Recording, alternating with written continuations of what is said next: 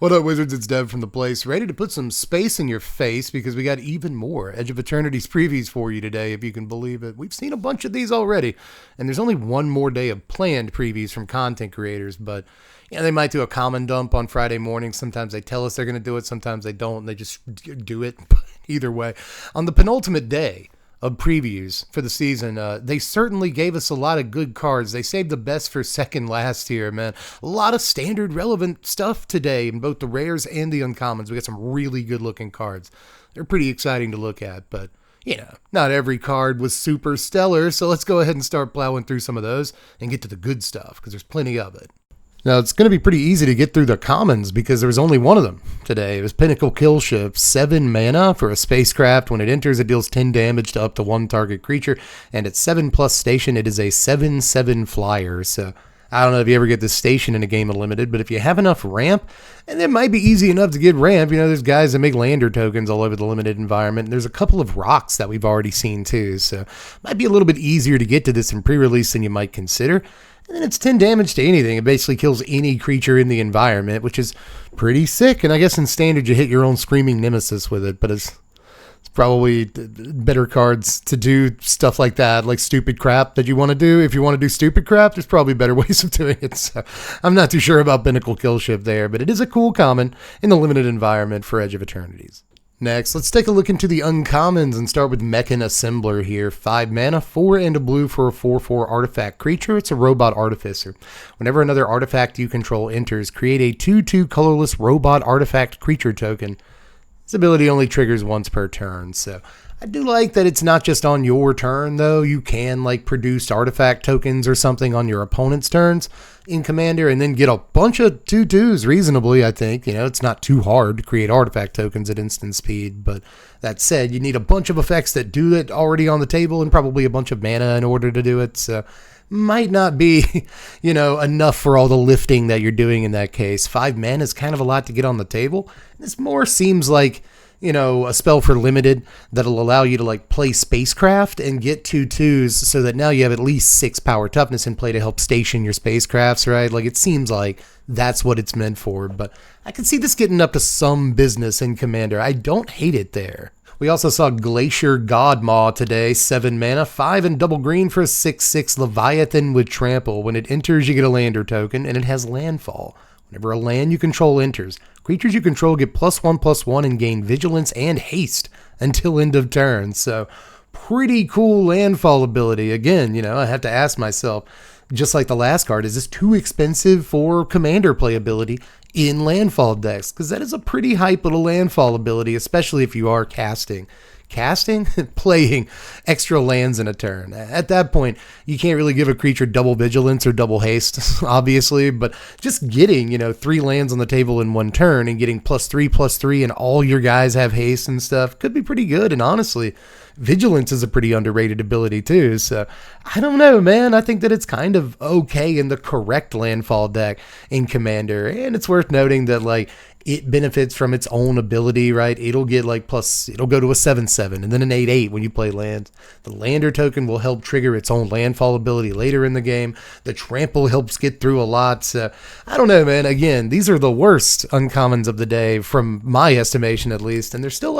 kind of hype, and there's things you could do with them, at least in budget Commander, which is kind of where I live when it comes to Commander. So I'm a little bit into it. The next thing I want to look at is, I could describe it this way too. It's sort of sneakily a Commander card, a single blue mana for Atomic Microizer. This is an equipment that equips for 2 mana. Equipped creature gets +1/+0, and whenever equipped creature attacks, choose up to 1 target creature. That creature can't be blocked this turn and has base power and toughness 1/1 until end of turn. So you can target one of your opponent's creatures with this and just ignore the can't be blocked thing and just turn their guy into a 1/1. So long as it doesn't have counters on it or anything, it's just a 1/1, and that's pretty sick actually. that's not bad. Just turn over turn removal that can target different guys or whatever and keep them from blocking. It's kind of neat, but You can also keep one of your dudes from being blocked, and sure, it's just base PT 1/1, but maybe you've got counters on your guy from like Prop's Eidetic Memory or something like that, or there's plenty of other ways to do it. And, you know, maybe even if your guy only ends up doing 1 damage, it has some sort of sick like combat damage trigger, right? Like who cares if Unstoppable Slasher only does 1 damage, it actually takes half their life total from them. So I don't know, dude, this is a really cool card too, and those are standard applications, right? I'm not sure what you do with this in Commander, but probably something. Again, if you really need to hit for combat damage, this is a way to not only make your commander unblockable or some other creature unblockable some of the time, but again, also mess around on your opponent's side of the board and be like, hey, that guy can block if you want to jump with him, you know. So I think that this is pretty cool and like relatively efficient to cast and equip too. Not sure this shows up in standard because even 1 mana to play, 2 to equip is a little bit expensive depending on what you're doing, but I still think it's a really cool design, and there's a lot to be said for that sometimes. But let's move on from the quirky stuff and look at a card that just looks good. This is full bore right here. A single red mana for an instant. Target creature you control gets +3/+2 until end of turn. If that creature was cast for its warp cost, it also gains trample and haste until end of turn. So a way to give any warped creature haste, which means, I guess, that you can throw in that like 9/9 Colossus guy that, you know, warps in for 3 mana. So you can play him on turn 4 with a red mana open and then full bore swing for 9 trample haste. Like that's kind of cute, I guess, but there's probably a lot of limited applications for this because it's just a really good and very efficient combat trick. I think we were all spoiled on stuff like Monstrous Rage. Some people are going to look at this and be like, it's just Monstrous Rage without the trample. So long as it, you know, if you just cast it on a normal guy, you didn't warp in. It's Monstrous Rage without the trample.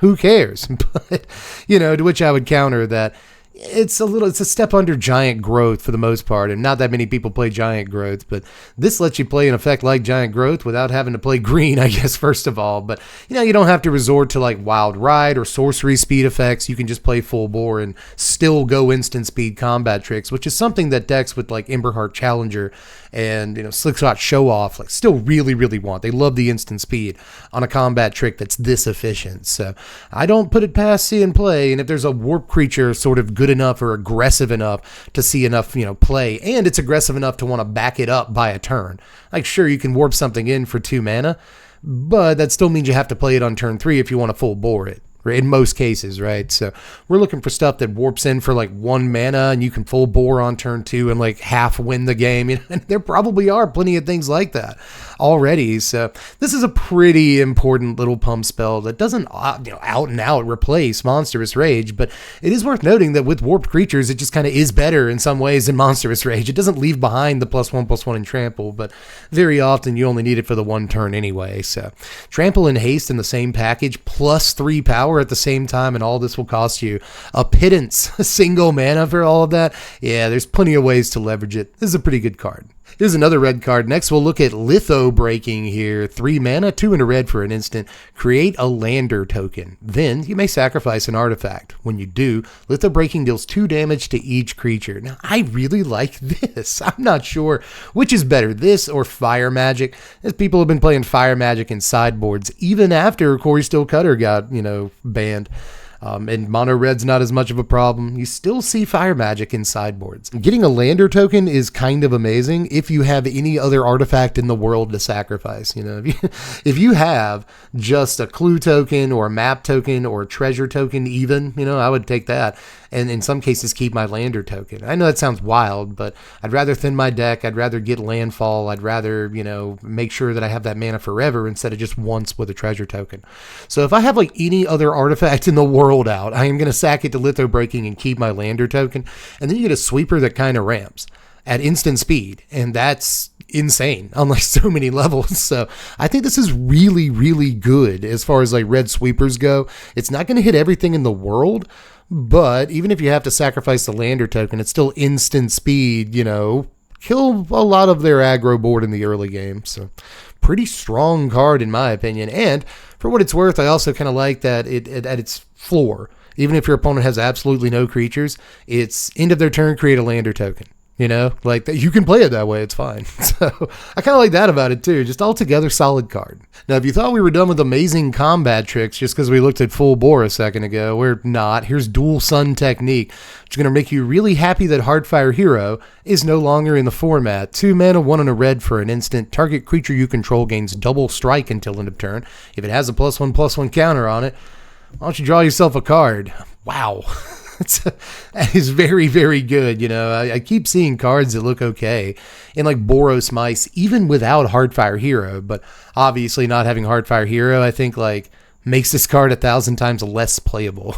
If Heartfire Hero was in the format, this would instantly be on the menu. But as it is, I'm not like super duper sure. But there are plenty of ways to put +1/+1 counters on your guys from Innkeeper's Talent and beyond, right? So I don't hate this. Double Strike is obviously a crazy ability to just throw on something at instant speed, like a Teamer Battle Rage. It's basically that card. But it also draws you a card. Like, it's not too hard to make it draw you a card. And know that, like, it's going to give a creature double strike no matter if it has a +1/+1 counter on it or not. So it's just always a good combat trick if you have a large enough creature that's getting through. In like a green-white Tifa deck with Mossborn Hydra and Tifa or something, you just win. You know, you just win. Like, if it targets your Mossborn, you draw the card because that gets +1/+1 counters. Maybe Tifa's gotten a +1/+1 counter from like Bristly Bill or something. But even if she hasn't, double strike on an 8-power Tifa just usually wins. So again, like, it's good in a bunch of aggro decks. I still don't put it past seeing play even without Hero in the format, but whew, that's a good looking Magic card. Don't underestimate this one. Drawing a card, you just get to draw it. That's crazy. Just in case your double striking guy at instant speed that they left unblocked doesn't end the game. Here's a card for it too. That's a wild Magic card, dude. But up next, I think we're going to calm it down a little bit and look at Steel Swarm Operator, which is still good. This is 2 mana, 1 and a blue for a 1/1 artifact robot soldier with flying. You can tap it and add a blue, but you can only spend that mana to cast an artifact spell.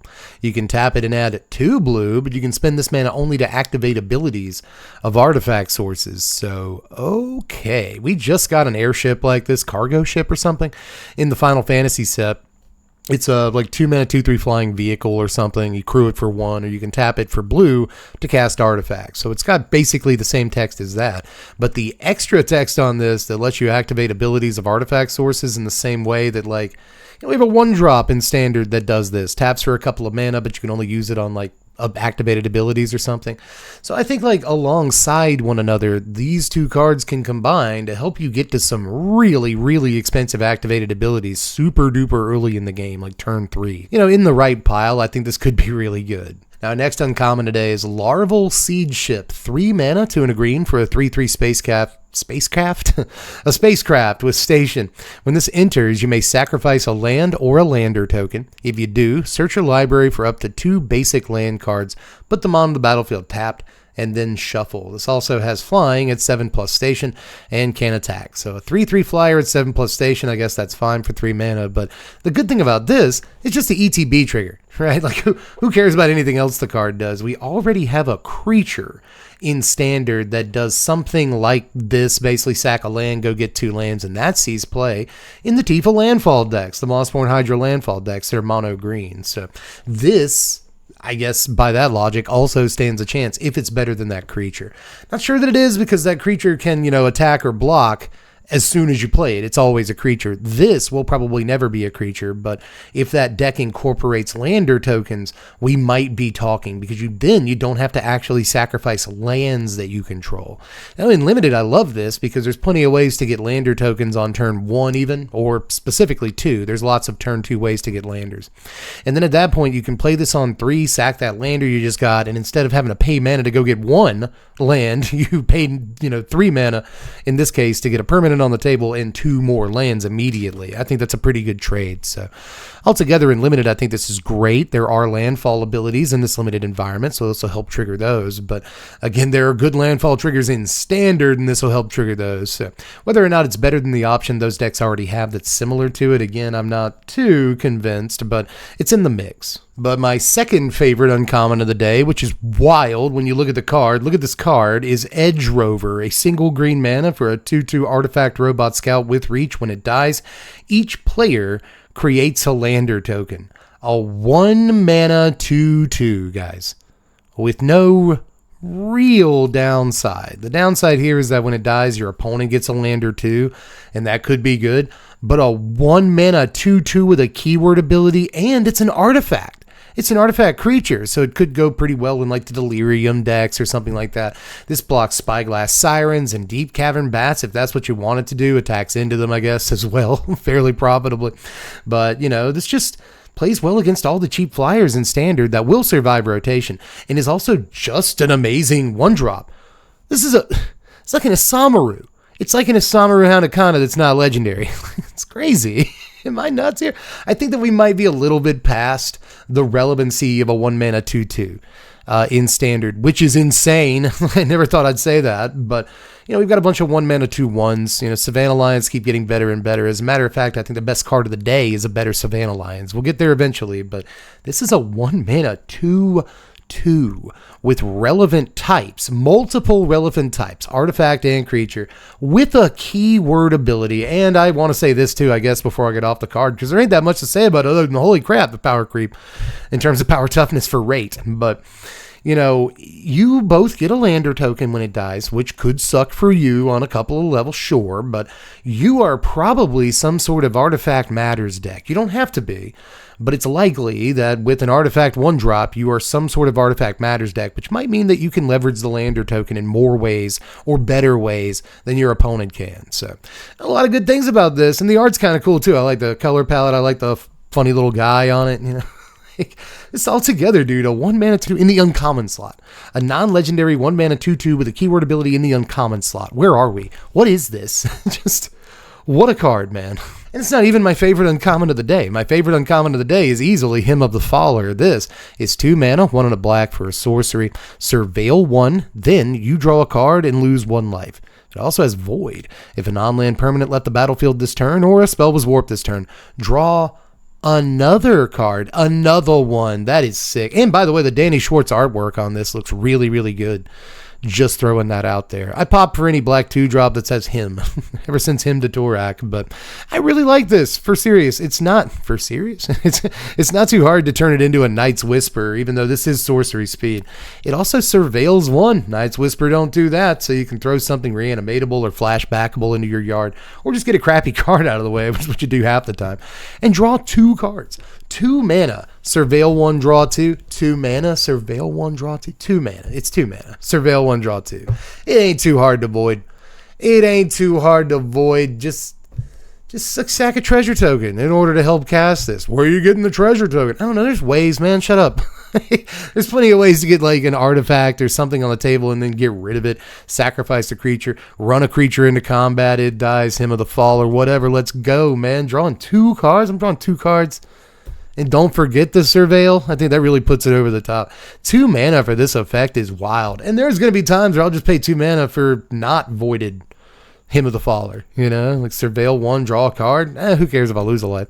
I'll do it when I need a card. Like late in the game, if this comes off the top of your library and you can't void, you're just like, sure, I'll cycle this. It's all, you know, it's like better cycling at that point because you get to Surveil. So I don't know, dude. I really, really like this. Again, probably my favorite uncommon of the day, and we saw some really sick ones, so I think that's saying something. By the way, this goes in a bunch of black commander decks too. I think for the same reason that like Night's Whisper just shows up in a bunch of black commander decks. 2 mana, draw 2 is just absolutely wild. Like Sign in Blood still shows up in a bunch of commander decks, and this is just kind of another version of those. And especially in commander, it's not too hard to hit void. There's 4 people sitting there, so you know, I think it's great there. But I really think this has like some standard playability, some chops, you know. So let me know if you think otherwise. The sorcery speed kill it, I'm not sure, but 2 mana for 2 cards in a Surveil is just too good. But let's get to these rares, man. And again, not every single one of these is good, which is personified here by a Sledge-class siege ship. 3 mana, 2 and a green for a 4/5 spacecraft with station, and it's 7+ station. It has flying, and it can attack and block, and whenever it does attack, you can put a creature card from your hand onto the battlefield. Bait. I assume that's bait. Like, maybe you can do this on turn 4. Maybe, right? Because, like, on turn 1 or 2, you play creatures, and they have some amount of power and toughness. You play this on turn 3, and then on turn 4, you play a 4-drop. with real power and toughness. Tap down all your creatures, seed ships a creature, it can attack, throw down your huge guy, let's go. That's a trap.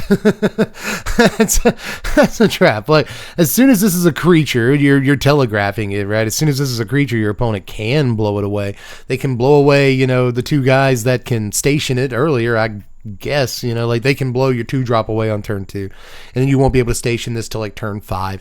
You have to actually have a creature in your hand to throw down. People forget that that's an actual requirement for cards like this.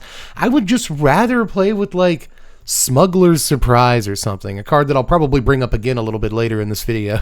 Probably not too much later, to be honest, but in any case, man, I think this is one of those cards that looks really neat, and I hope that it's cool. Is this just sneak attack? Probably not, though. You know what I mean? Like, I think you can look at the mana cost and like what turn you're actually going to try to activate it and be like, okay, it is sneak attack. No, it's not. Stop it. It's not. So, you know, this is one of those where I just don't want to be like fooled by it, I guess.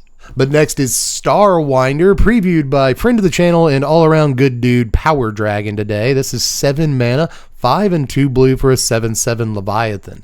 Whenever a creature you control deals combat damage to a player, you may draw that many cards.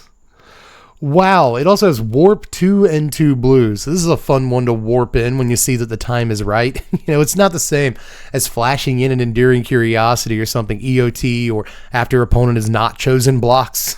You know, like that's when you want to do that. But Starwinder is still a sweet warp if you have the right, you know, board set up. I'll say that much. You know, if you just got like a 2/2 that's getting in and a 3/3 that's getting in, sure, I'll draw 5 cards for 4 mana. That's crazy.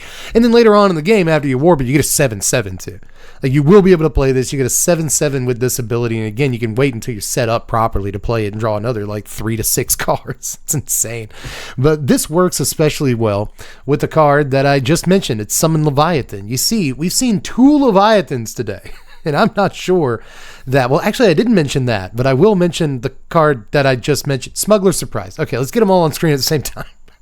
So I really have, since, you know, Summon Leviathan came out, I've wanted to play Leviathan with Smuggler's Surprise, and I just haven't really gotten around to it yet, although I have built a couple of like mono blue Merfolk Summon Leviathan decks. We played them on stream. They were pretty all right, but still haven't gotten around to surprising in a Summon Leviathan.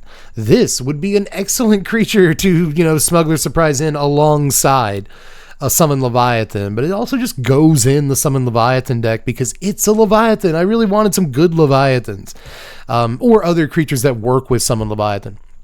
And this definitely is one of them. So if you're able to Smuggler Surprise both of them into play EOT or during your opponent's combat step, and it's very likely at that point that you can just, you know, untap, attack with both Starwinder and Summon Leviathan and draw as many as 13 cards in that case. And it's more, actually, because Summon Leviathan has a mode on it that whenever a Leviathan like attacks or something, whenever one of those creature types attacks, you draw a card. So you'd actually draw like 15 cards in that situation. It's absolutely absurd. So I'm not sure if it's like Christmas Land. You know, I'm not sure if there's not just better things you could be doing with Smuggler's Surprise, or if Smuggler's Surprise is even a good card right now, but it looks pretty powerful as far as interactions go to me. So that's the first thing I want to do with this. But altogether, I think that it's a pretty slamming little Magic card. I think that it's usurped by the power level of Enduring Curiosity, but it's a thing I want to play, and I can't get out of this card without saying the C word. Look at this in Commander. You know, if you've got the 7 mana to play it, slap it down and laugh maniacally because you're drawing a million cards. Like, what a busted card in that format. That's why it costs so much mana. But next, this is a slightly more normal card that is nonetheless very good. Secluded Starforge is a land that comes into play untapped and taps for colorless mana. That sort of passes one of my bars right there, but you can also pay 2 mana, tap it, and tap X untapped artifacts you control, and have target creature get +X+0 at end of turn, until end of turn, at sorcery speed. You can also, there's more, you can pay 5 mana and tap it to make a 2/2 colorless robot artifact creature token. So eventually this land will just win the game by itself, you know, and tap down to make 2/2s. Once you have enough of those, you have enough artifacts so you can tap some artifacts down and give a creature like +5/+0. So like this, it's cute, you know, it's a self-contained little creature factory here that it puts the Hive to shame. Poor the Hive. Be slowly becoming the worst creature factory of all time. I miss you, Hive. We'll get Unsecluded Starforge. Is this better than Fountain Port? No, I don't think so. Even in an artifact deck, I'm not too sure. You know, the Simulacrum Synthesizer decks usually make a couple of spaces so they can play Fomori Vault. Fomori Vault is an incredible Magic card that draws a bunch of cards. This does not do that, and I'm not sure that you'll need the extra 2/2 for 5 mana every now and again. I'm not sure that you'll need to tap down a bunch of artifacts so you can make a construct token that's already a 12/12 into like a 16/16 or whatever it is. You know, I'm not sure that that's going to be worth it in that deck when you could be playing better colorless lands. So again, I'm not sure if this is super destined for standard play, but it is a strong card on its face, and it's probably got some relevance in Commander and like your Urza decks and your other like commanders that care about artifacts and stuff. This probably slots in depending on how many colors you're playing. You know, in monocolored and 2-color decks, I think it's a free slot. You might as well play it. So there's a couple of formats I could see trying to dig this in, but at the end of the day, we'll see how good it is in standard when it's got so much competition. But next, we'll look at Ice Till Explorer. Thanks as always to MTG Goldfish for the translations. 4 mana, 2 and double green for a 2/4 Insect Scout. You may play an additional land on each of your turns, and you may play lands from your graveyard. Wow. Landfall. Whenever a land you control enters, mill a card. So it's not you may, it's you have to mill a card. So that can actually get pretty dangerous if you're doing a bunch of Splendid Reclamationing or whatever, you know, Aftermath, Analyst, Lumra, Summon Titan. There's like a million of these effects now that do that. But it's also self-sustaining in some ways, you know, like you play a land from your graveyard, well, that lets you mill a card. And if you mill a land, well, you can play an additional land, so you might as well play that one out of your graveyard. You know, like this is going to give you a lot of landfall triggers in a turn just because it's getting its own landfall trigger, right? If it's putting lands in your yard, you just play it. And that could be really good for your other landfall stuff. But I don't think this goes in like the Tifa, Mossborn Hydra, Bristly Bill, like mono green landfall deck. I actually think it might be slightly too slow for that deck. Right now, they are playing Saz Katzroy in the 4-drop slot, and I think that Saz is probably better than this for an aggressive deck for obvious reasons. But this would give the deck a little bit more sustainability, you know, going into the long game. You actually get more landfall triggers. You get, you know, more reliable landfall triggers too. You can play your Fabled from the graveyard and pop them, go get a land, play it again from your graveyard, pop them, go get a land, and that could lead to some huge Hydra/Tifa turns. So I could be wrong. This could be worth playing on turn 4 and then like immediately getting back a Fabled Passage so you can get in with Tifa or something. So again, this could be worth playing in that deck, but I see this much more as a commander card. More than just about any other card today, honestly. I see this as a commander card because it's got a Crucible of Worlds on it, stapled to, like, not an Azusa, but there's a million cards like this that let you play an additional land, and commander players like more or less every one of them. So, whether it's the Dryad from the Theros block or one of the newer loots that's like 3 mana, you can play an additional land. People love them for obvious reasons. Ramp is always good, and there are decks that play, you know, like 50, 60 lands in Commander, depending on what you're trying to do. So this is just insane for them. You get those effects from all the cards you like, plus a Crucible of Worlds all on the same dude. Wild commander card, at least as far as I'm concerned. And again, in all those commander landfall decks, it's just as good or better than it is in the standard ones, obviously. But next we have the weirdest card of the set that I nonetheless think is trouble.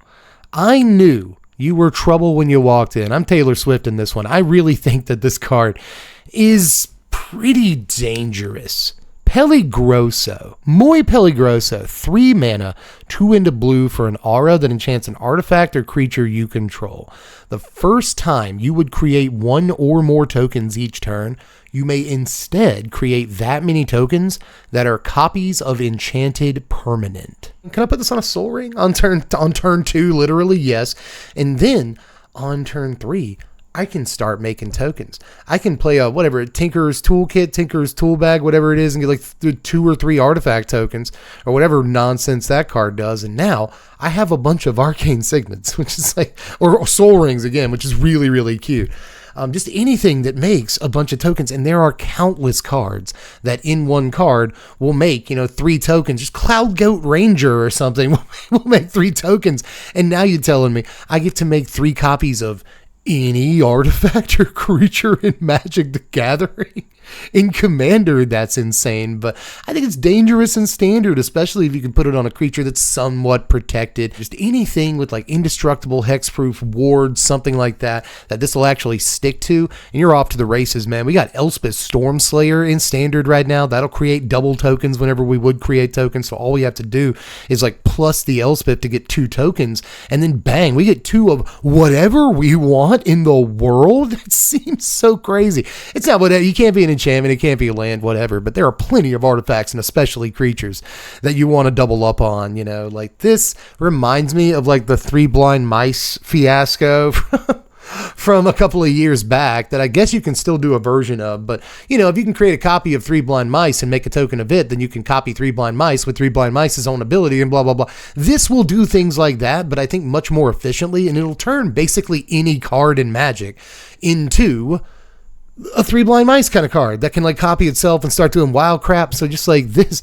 I wish I had more like specific cards I could hammer in with this, but this is one you got to get in the lab with for a couple of hours. Okay, what are the options? What does this actually do? Because this thing I really do think can have some real just red flag.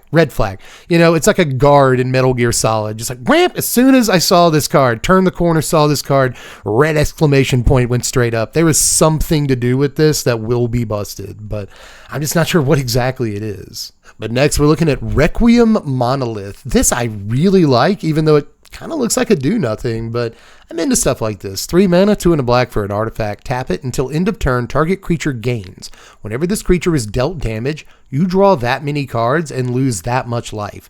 This creature's controller may have this artifact deal 1 damage to it. Activate only as a sorcery. So this is worded so weirdly, but obviously if you target one of your own guys with it, then you can choose to have this artifact deal 1 damage to that creature, and you immediately draw a card and lose a life. So that could be pretty good if you have literally any not X1 creature in play, any X2 creature in play, that'll just draw you a card, which is really cool. But you can also choose one of your creatures and then run that creature into combat. You can even deal the damage to it immediately, draw the card, lose the life, and then run that guy into combat. If your opponent blocks it at this point, you get to draw even more cards. And if they have to block it with a relatively large creature, you'll draw like 3 cards. Who cares if I lose 3 life, right? This doesn't necessarily replace Gix or anything, but it does kind of remind me of like a Phyrexian Arena that wants you to have creatures in play. That is easier to cast than Phyrexian Arena. It's a different card type than a Phyrexian Arena, which might matter to you. And of course, you can target your opponent's creatures, which is interesting, right? If you have a bunch of creatures on your side of the table that you want to attack with, or even just 2 or 3 creatures you want to attack with, and your opponent has 1 or 2 creatures they know they're going to block with, right? That's part of their plan. Well, just target one of their guys. And now if you chump block one of my dudes, I'm going to draw like 2-3 cards. And again, who cares if I lose the life? I'm going to draw 2-3 cards if you block my guys. You do not want that. So it's pretty good in that situation too. I just think this is, again, like a really nifty, quirky design that just because it's quirky doesn't mean it's bad. I actually think this could draw you a ton of cards and be a really good commander card, but even in certain standard decks, I could see this drawing you a ton of cards and be worth sort of taking your turn off for. But even if you play it on turn 3, you don't necessarily take your turn off. You can still draw a card off of it, which is at least something. So cool stuff about this. You know, Phyrexian Arena doesn't draw a card the turn it comes into play. And this does. So altogether, yeah, I think I kind of jam with this. But ladies and gentlemen, here's the one a lot of us have been waiting on. It's Pinnacle Star Cage. 3 mana, 1 and double white for an artifact. When it enters, exile all artifacts and creatures with mana value 2 or less until this artifact leaves the battlefield. If you pay 6 and double white, 8 total mana, put each card exiled with this artifact into its owner's graveyard, and then create a 2/2 colorless robot artifact creature token for each card put into a graveyard this way. Sacrifice this artifact. So temporary lockdown on an artifact. Just, this seems to be the theme of this set, is that we are getting cards to replace some of the rotating cards. Just instead of enchantments, they're all artifacts, which is kind of cute, but you know, it just means we're going to be seeing a lot more braids and suplexes and stuff like that in the upcoming format for good reason. Just altogether an obviously very good card, maybe the most talked about card of the day because everyone kind of breathed a collective sigh of relief, or everyone kind of went, dang it. Kind of depends on what side of the fence you're on, but I think the majority of the community, based on what I've seen on Reddit and even in my own comment section, wanted there to be some sort of replacement for Lockdown. And this isn't necessarily a full-on replacement. It doesn't hit enchantments. That's the big one. There's not a whole lot of 2-mana planeswalkers you got to worry about, right? But, this doesn't hit enchantments, which might matter to some degree. But for the most part, this just kind of, keeps you off carrot cake in your mono white deck. I guess temporary lockdown already did that some of the time, so who cares? The cool thing about this is that you might be able to get a bunch of 2/2s off of it. I was talking the other day about the new Sunfall that just exiles all the creatures in spacecraft, and I was saying, well, at least it doesn't give you, a 6/6 or a 7/7. The crazy thing about Sunfall is that not only is it a great sweeper for the control opponent, but it also gives them a pretty large guy most of the time. The new Sunfall doesn't do that, but the new temporary lockdown gives you a bunch of guys. Is what it does. I feel like a control deck, once they get to 8 mana, and they can, they can put 3 2/2s into play, and that's really good. If the control deck's trying to turn the corner, if they can hit this on 3 and then another sweeper on turn 4 or 5, at that point, they'll probably get to the point where if they absolutely have to, they can hit the panic button on this and just get, again, 2, 3, maybe 4 2/2 creatures. And that's enough. You can also do this at instant speed. It does not say activate only as a sorcery, which is absolutely stupid, I think. It really should take your turn. But no, you can do this EOT or during your opponent's combat step. And another cool thing about this I want to point out is that sacrifice this artifact is not part of the activated ability here like it normally would be. Instead, its sacrifice comes at the end of the ability. So if it gets hit by a counter spell that stifles or counters the activated ability on it, then you don't sacrifice it. You can do it again later or something, or whenever you kill the Tishana's Tidebinder or whatever you're doing. So, that's kind of an interesting thing to point out about it too. 8 mana seems like a lot, but when it's an early game sweeper with late game relevance that gives you, even just 2 bodies, I think it's a really fantastic Magic card. Just replacing Lockdown makes it good enough, but I honestly think that this ridiculously costed activated ability is a real use case that you will see a lot. But even that is not the best card of the day. Now, I think that distinction goes to Lightstall Inquisitor. This is a single white mana for a 2/1 angel wizard, neat, with vigilance. When she enters, each opponent exiles a card from their hand and may play that card for as long as it remains exiled.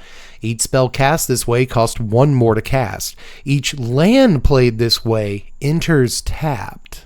Okay, so you knew I was going to pop for this one. It's a Savannah Lions, first of all. We talk about strictly better Savannah Lions and how much power is creeping when it comes to those, but I don't know that power has ever crept harder than this, guys. A Savannah Lions with a keyword ability and 2 relevant creature types, especially Angel. You just do not see a lot of 1-drop Angels, but here's one right here. Maybe Pioneer Angels is on the menu, boys, because a single mana for an Angel is just something that you almost never actually see outside of a changeling creature, So just, that's good enough right there. But a Savannah Lions with a keyword ability and relevant creature types. And this is the text that our tweaked Savannah Lions has. Jeez Louise.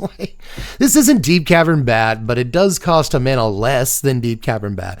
It still keeps them off removal spells. It keeps them off sweepers. It can hit any card. Do you understand? This hits any single card in their hand, whether it's, again, removal, sweeper, whatever, but also creatures, artifacts, lands. Cards like this cannot hit lands. This takes a land out of their hand. Are you crazy? They can still play it, but it ETB's tapped, and that could actually be, in some ways, subtly the best part of the card. If you take a basic out of their hand or a shock land or whatever it is, a thing that would come into play untapped otherwise, then, and I'm pretty sure, that's something we're going to have to see.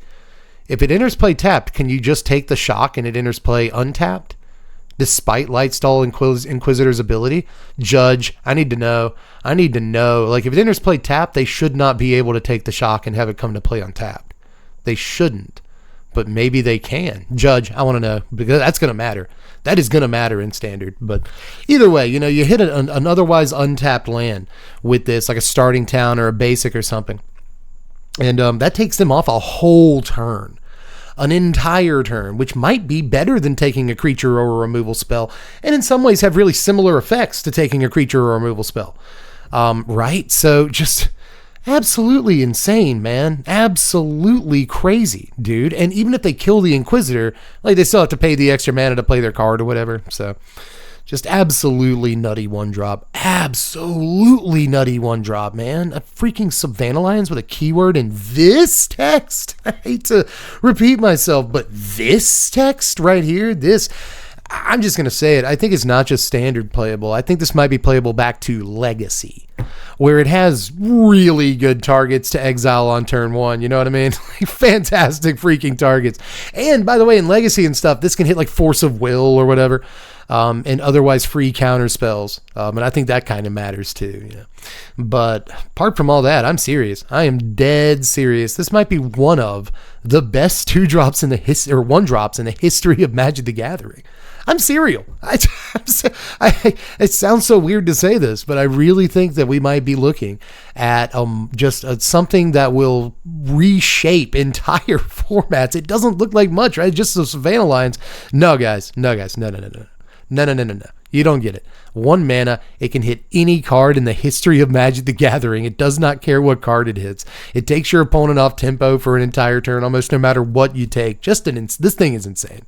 I promise you, this card is insane. Telling you, that guy is a multi-format all-star, but so are you. So I want you to tell me how you felt about all the stuff today down there in the comments section. You're often so much smarter than me, so if there's any interactions I missed or mistakes I made, I've been pretty good about that this previous season so far. Got a decent record in Edge of Eternities previous season. I think better than usual. Either way, if I did screw anything up, I'm sure you'll let me know, but I want you to let me know. It actually increases engagement. It's good for me when I screw up, but still try not to. Of course, like I said earlier, we got at least one more day of previews coming up, and that'll be tomorrow, so join me for that. Make sure you sub to the channel and blah, blah, blah. But on Friday night, we're moving the stream to Friday officially now.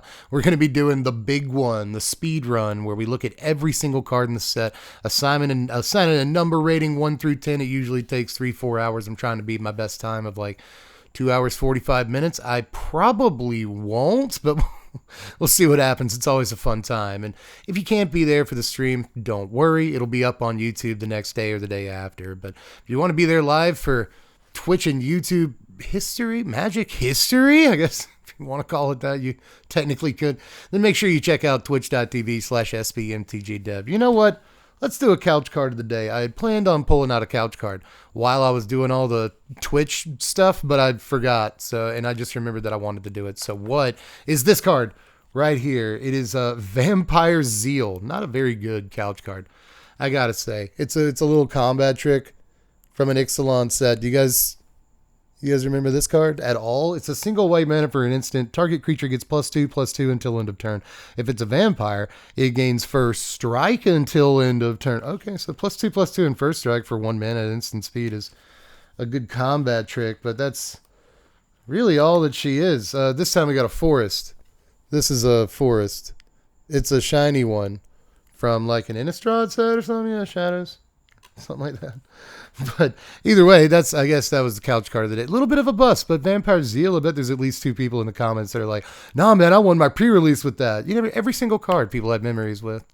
Either way, guys, just do all the YouTube stuff on your way out. Like the video, comment down below, sharing your thoughts, feelings, and opinions, of course, and subscribe to the channel. I also have a Patreon. It's kind of how I keep things going around here. It's just $1 a month.